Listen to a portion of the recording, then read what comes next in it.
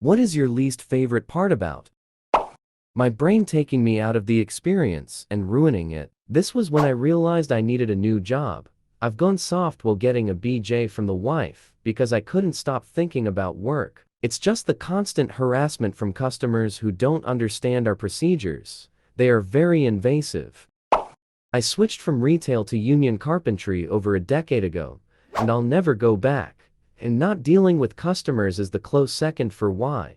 The first reason is money. I now work in an industry that when someone is being an idiot, I can tell them that explicitly. I am no longer capable of being polite to people being awful to me, because I don't have to, so I will never be able to deal appropriately with customers again. Get out as soon as you can. Customers will never get better. Have to have the same conversations like 35 times a day.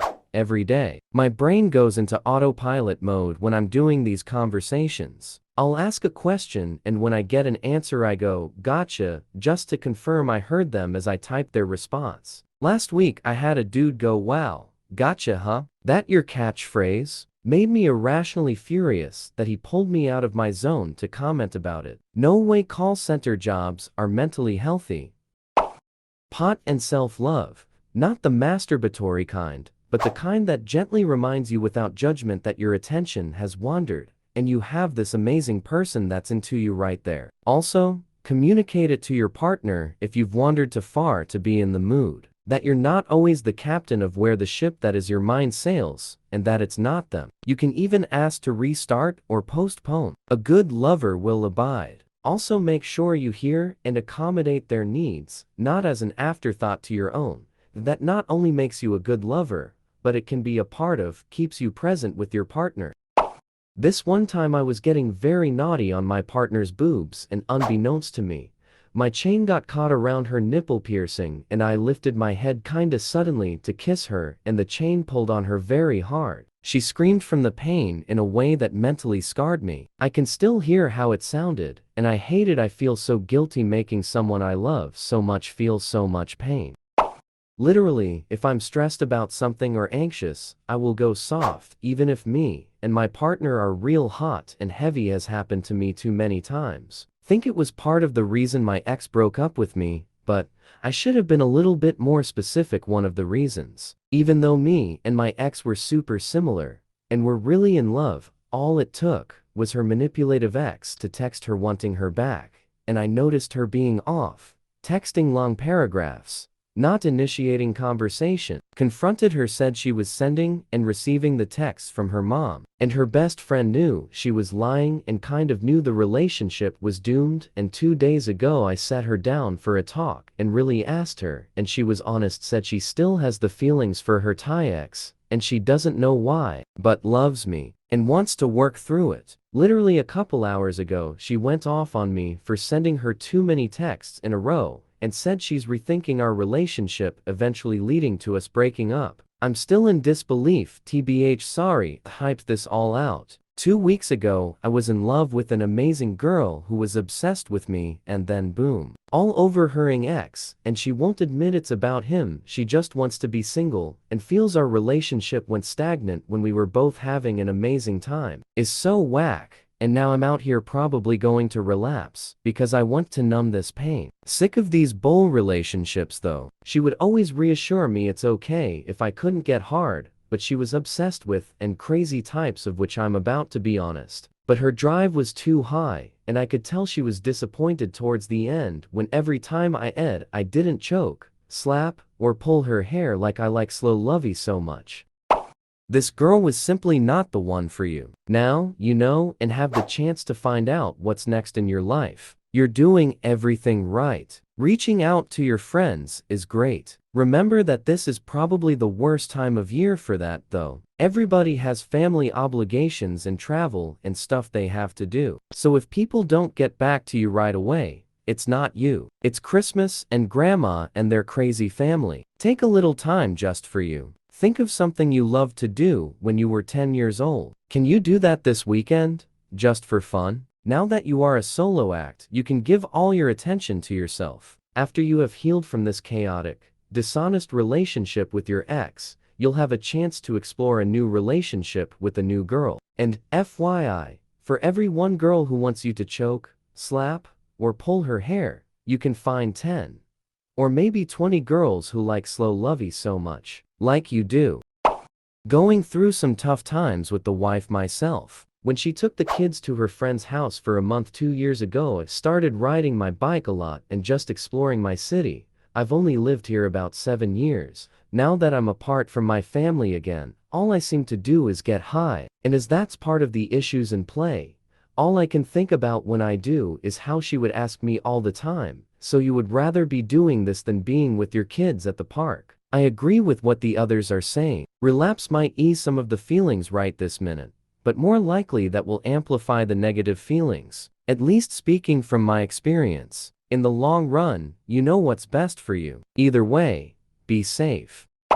Has happened to me a few times recently. The company that I work for is about to go under, and I am really not looking forward to a job hunt. That is on top of some other stress. Sometimes recently, I will just realize that I am thinking about and stressing about work, and will just have to stop. Wife does not like that. Not at all.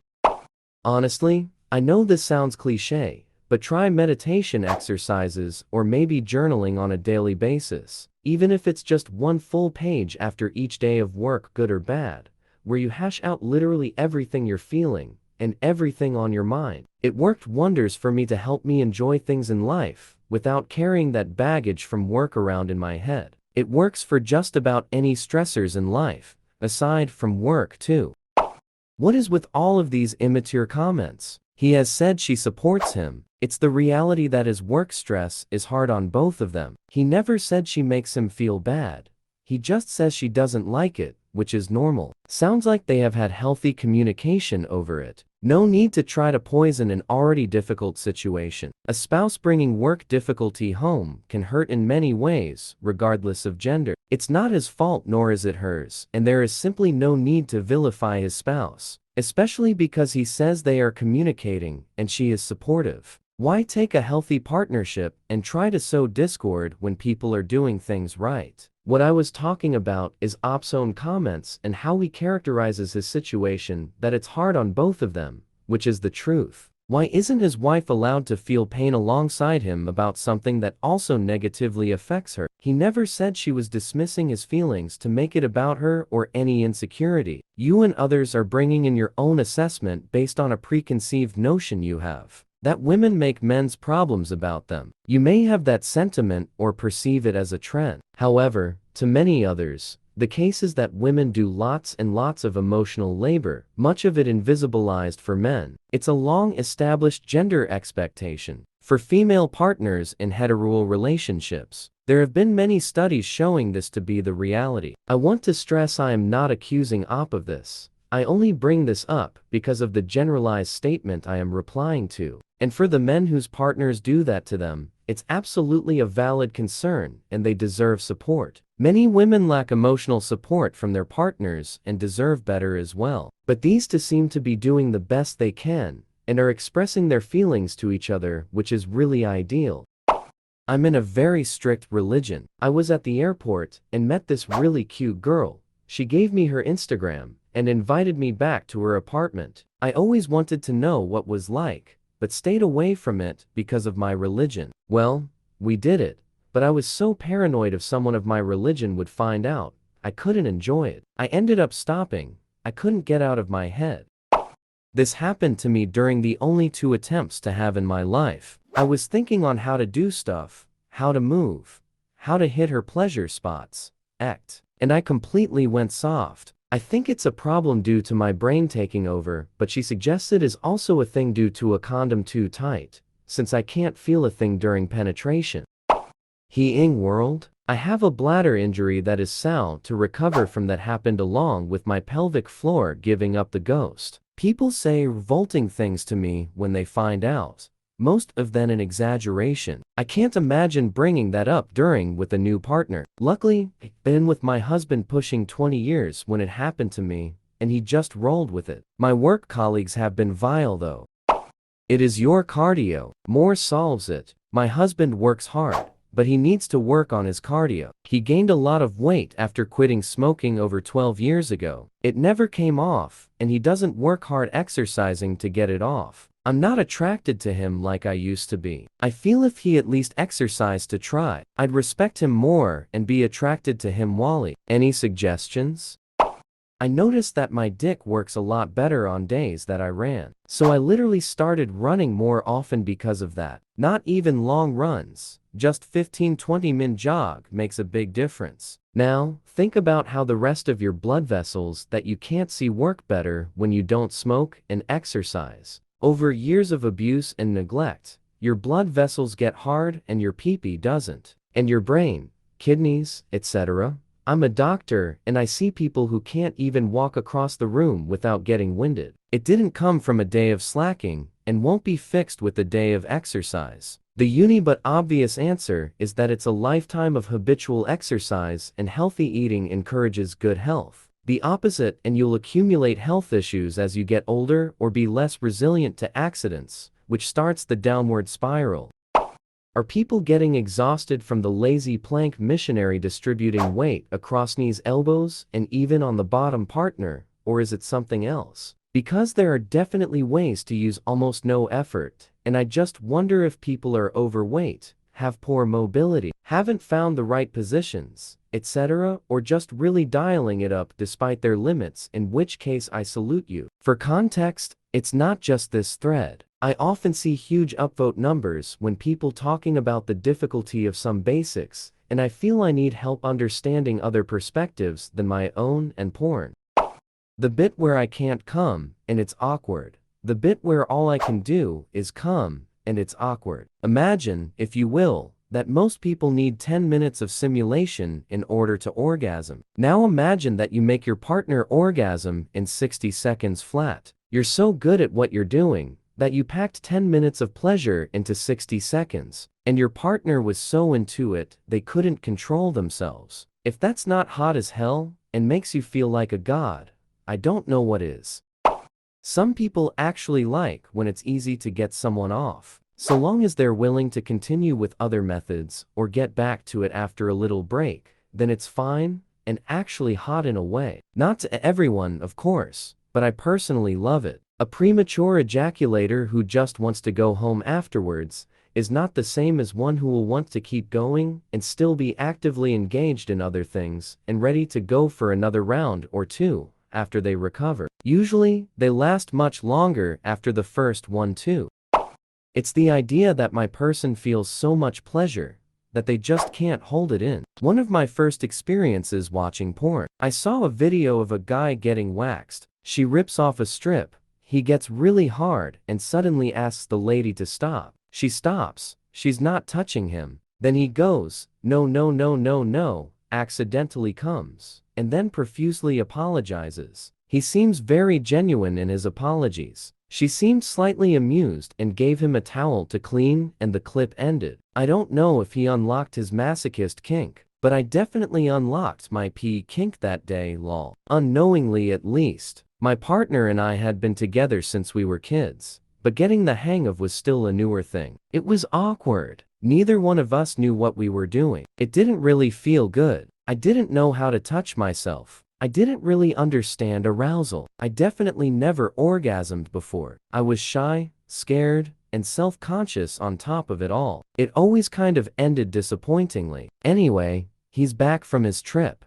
We're trying again. 2-3 pumps in. He groans, oh god no, I'm so sorry. He finished accidentally, under a minute I'd say. Yeah, that was enough to cement that kink straight to my soul. It's like it unlocks some sort of Yule appetite, or some sort of Yule confidence. I pounced on him. We explored. It was good. I think it was the first time I was actually aroused when we tried having lol. I didn't know it was classified as a kink at the time, but yup. Definitely gets me going lol. It's the idea that my person feels so much pleasure, he just can't hold it in. The idea that I can give him that Yes. Very much yes. I think the other thing is, as a woman, while I've never ejaculated, totally jealous of women who can squirt. I've definitely had experiences where I reached orgasm within a minute of PIV. And I can't stop it unless I stop the stimulation. I don't know what it's like to orgasm as a male, but in my mind, I imagine the same explosive, intense, mind-numbing release. Imagining my partner feeling this, being able to give it to them, so hot. But yeah,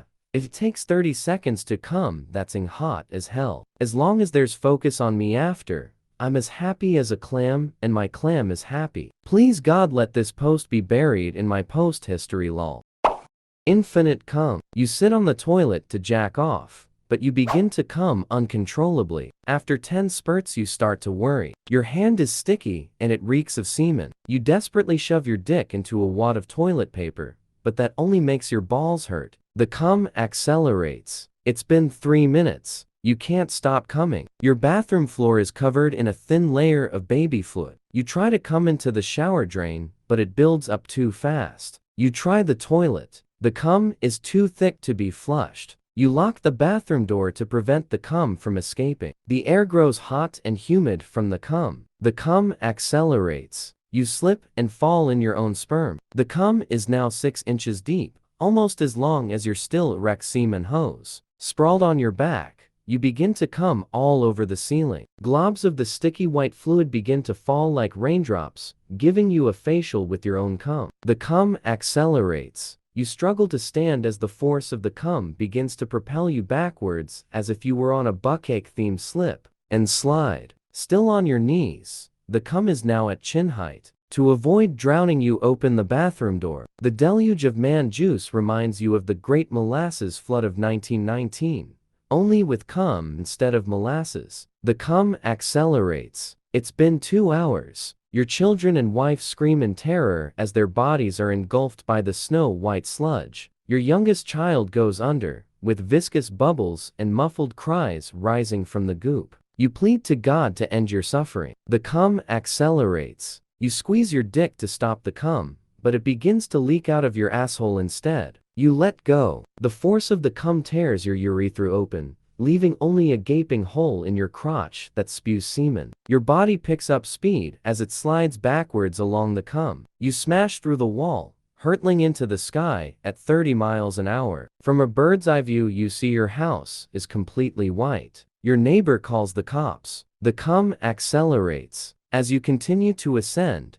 you spot police cars racing towards your house. The cops pull out their guns and take aim, but stray loads of cum hit them in the eyes, blinding them. The cum accelerates. You are now at an altitude of 1,000 feet. The SWAT team arrives. Military helicopters circle you. Hundreds of bullets pierce your body at once, yet you stay conscious. Your testicles have now grown into a substitute brain. The cum accelerates. It has been 2 days. With your body now destroyed, the cum begins to spray in all directions. You break the sound barrier. The government deploys fighter jets to chase you down, but the impact of your cum sends one plane crashing to the ground. The government decides to let you leave the earth. You feel your gonads start to burn up as you reach the edges of the atmosphere. You narrowly miss the ISS, giving it a new white paint job as you fly past. Physicists struggle to calculate your erratic trajectory. The cum accelerates. The cum begins to gravitate towards itself, forming a comet trail of semen. Astronomers begin calling you the comet. You are stuck in space forever, stripped of your body and senses, forced to endure an eternity of cum shots. Eventually, you stop thinking. The end. I hate when that happens. Like with masturbating, I can pretty much cum whenever I want with no issues. But I need to be really horny and have plenty of foreplay or else it ain't happening. Similarly to Will, my BF can only rarely get off without a toy. Even then, he usually needs to be holding the toy to get there, but I can take control of his pleasure by telling him what to do, stopping and starting him, putting on a show, etc. It's a lot of fun. The further we've strayed from traditional PINV, the better our life has been.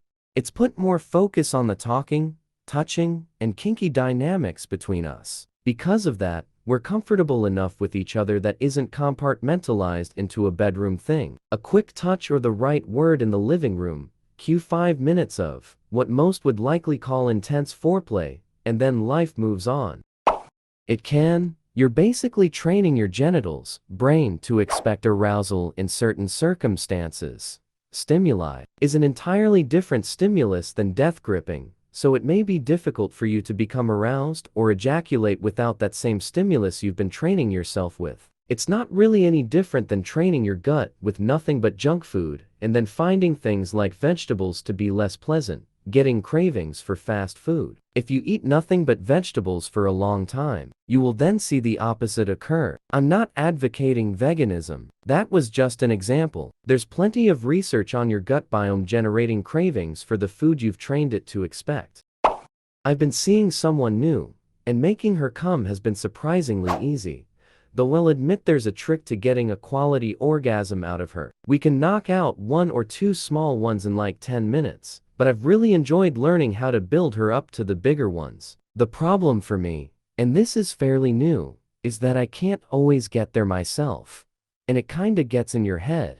As a guy, the stereotype is that we're perpetually horny and always ready to go, and I feel like she gets disappointed when she's been working on me for like 30 minutes and it feels amazing, but I just can't get over the edge. I don't want her to feel bad, because it's totally in my head, but stressing about her feeling bad makes it worse, and it's this downward spiral. I don't even have medications to blame it on. It's just kinda how things work now. I too enjoy taking care of my partner's needs. I just hate when I can already tell it's gonna be a tough night for me, and she's asking me what I want and telling me she wants to make me feel good too.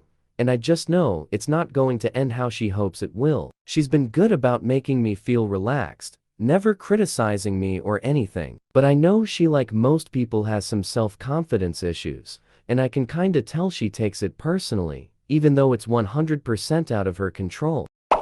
I had this so bad until I found a partner that didn't try to rush me and let me take my time. I went from finishing maybe 25-30 of the time to finishing 100% of the time, and the duration didn't really increase after a brief blip of really long sessions. The feeling of being rushed absolutely is a turn off. Huge difference with a partner that will let you finish regardless of how long it takes.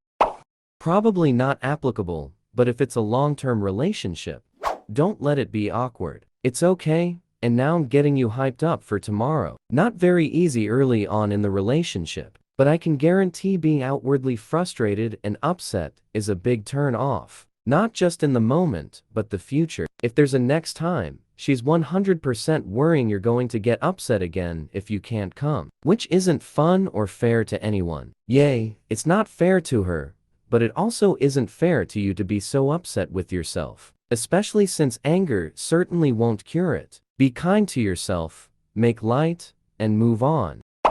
I'm glad I'm not the only one, but only under certain circumstances. I can't cuss from a laid-back out-of-control blowjob, where all I'm supposed to do is relax, because I cannot for the life of me relax. If I'm not in control of I can't come, and that's frustrating because I'd like to be able to relax and just enjoy something. And my ex would get frustrated and give up and not believe me when I would say, you know, this is something else. It's not that the blowjob isn't good. Or I'm not attracted, I mean, I'm at attention here. It just doesn't work my DNA the way it may anyone else.